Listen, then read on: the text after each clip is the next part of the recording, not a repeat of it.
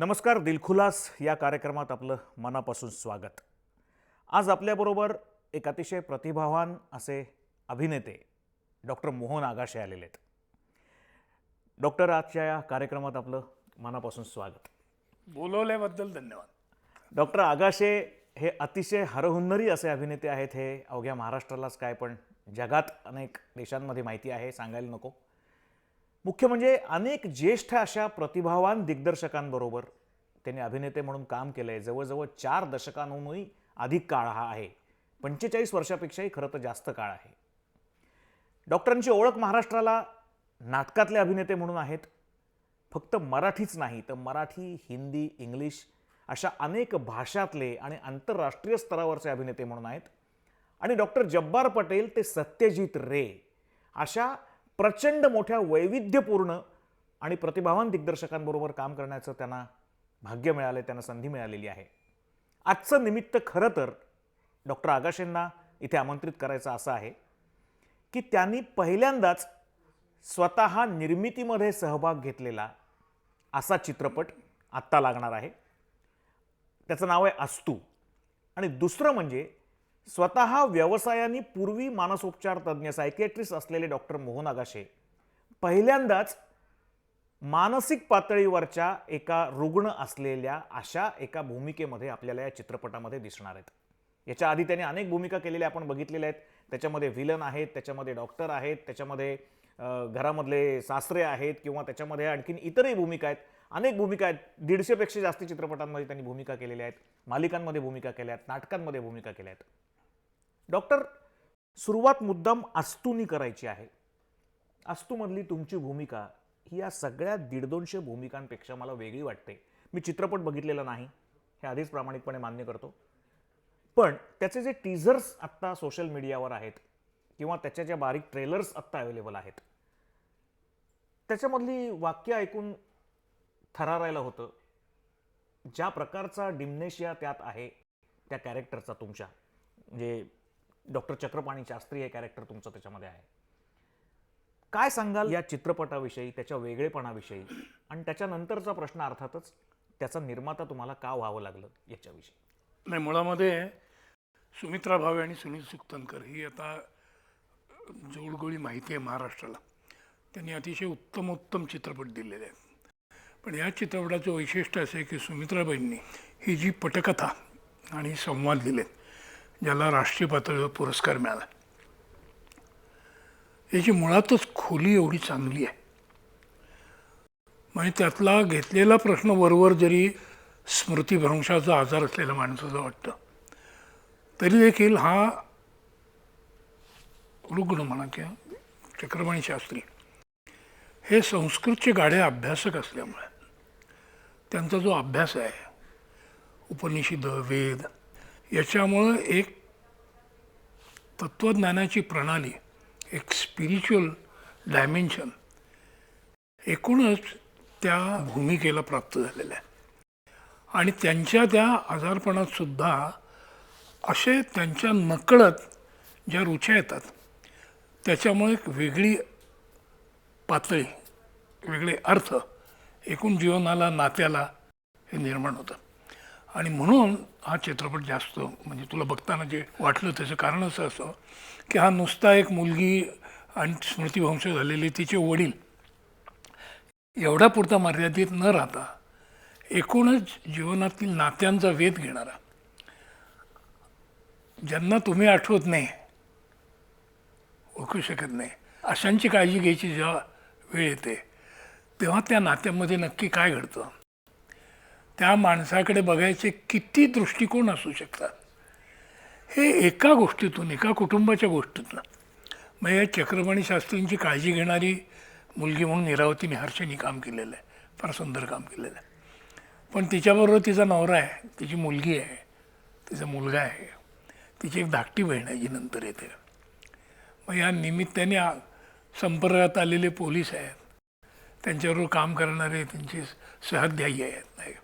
या सगळ्यांचा एकाच गोष्टीकडे पाहायचा किती दृष्टिकोन, का किती पातळ्या असू शकतात. याच्यामुळे त्या पटकथेला एक अतिशय उत्तम लांबी रुंदी आणि खोली निर्माण झाली. त्यामुळे ती करताना फार मजा आली. मग शेवटी असं होतं की हा सिनेमा बघितल्यानंतर this is little more than a cinema. नुसत्या करमणुकीच्या पलीकडे जाऊन अतिशय जेव्हा म्हणजे सिनेमा संपतो, तुम्ही बाहेर येता तेव्हा सगळी लोकं मला असं वाटतं त्या अनुभवात रेंगाळलेली असतात आणि पुढचे 2-3 दिवस रेंगाळलेले असतात. माझ्या मते चांगल्या सिनेमाची ही एक कसोटी मानायला हरकत नाही की सिनेमा किती अगदी 2 तास 2.5 तास चालेल, ठीक आहे. आणि साधारणतः सिनेमा संपायला आलं की लोक दुसऱ्या गोष्टींचा विचार करायला लागतात. पण अशी फार क्वचित सिनेमे असतात की सिनेमा संपतो पण विषय मात्र चालूच राहतो डोक्यात. त्या दृष्टिकोनातून त्यामुळे मग जीवनाच्या एकूणच गोष्टींनी आयुष्य म्हणजे काय, त्याचा अर्थ काय, वर्तमान म्हणजे काय, आपलं भूतकाळ म्हणजे काय, आपलं भविष्यकाळ म्हणजे काय, त्याचं एकमेकाशी असलेलं नातं काय, आणि आपण कसं राहिलं तर त्याचे परिणाम काय काय होतात. आता हा सिनेमा बघितल्यावर जास्त लक्षात येईल. कारण काय आहे, सिनेमा करायचं मुख्य कारणच असं आहे की ते शब्दांच्या पलीकडच्या अनेक गोष्टी सांगतात.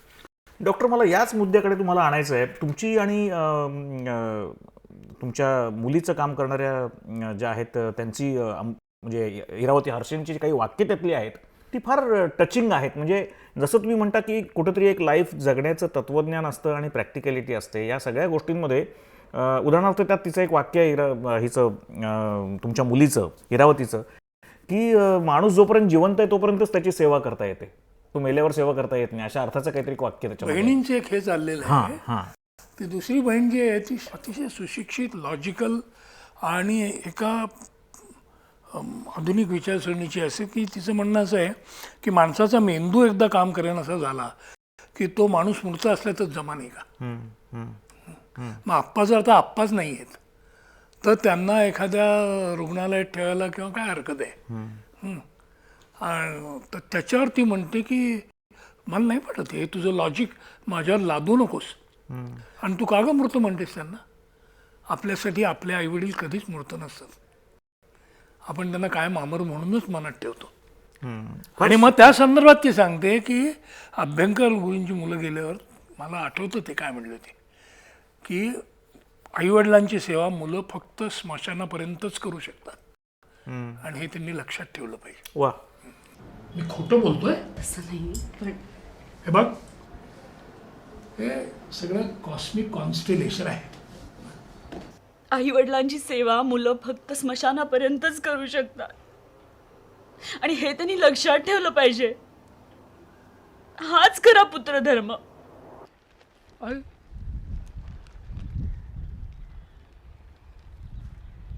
आई, गु-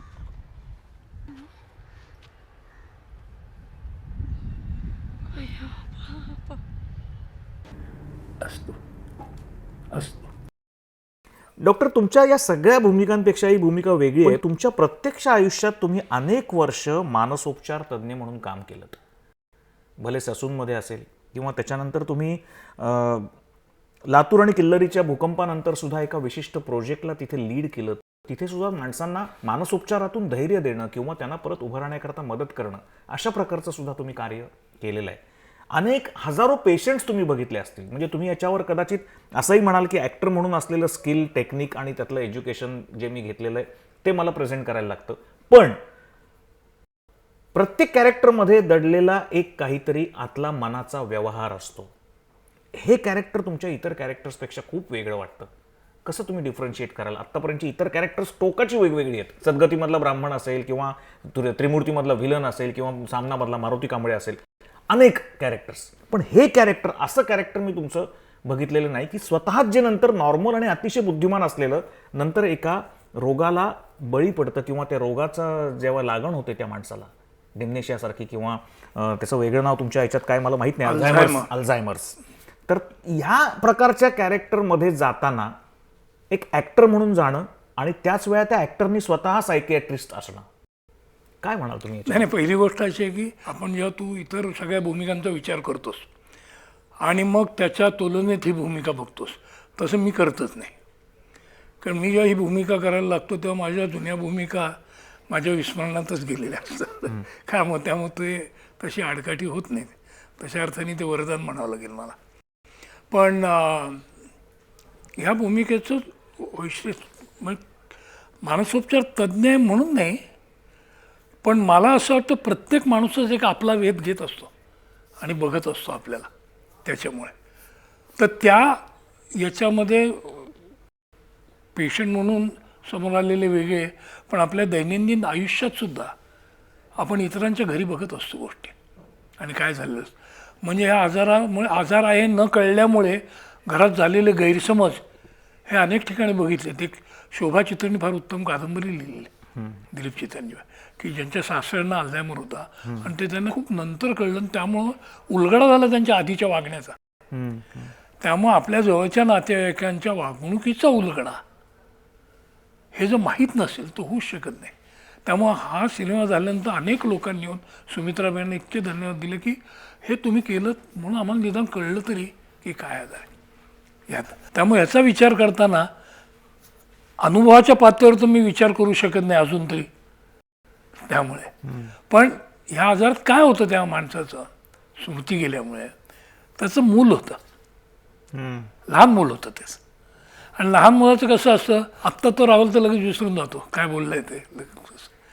हे क्वेश्चन म्हणजे विसरून जाणं ही एक तऱ्हेने असलेलं वरदान असू शकतं त्याच्याकडं, आणि त्यामुळं तो मनुष्य कायम वर्तमानात जगू शकतो.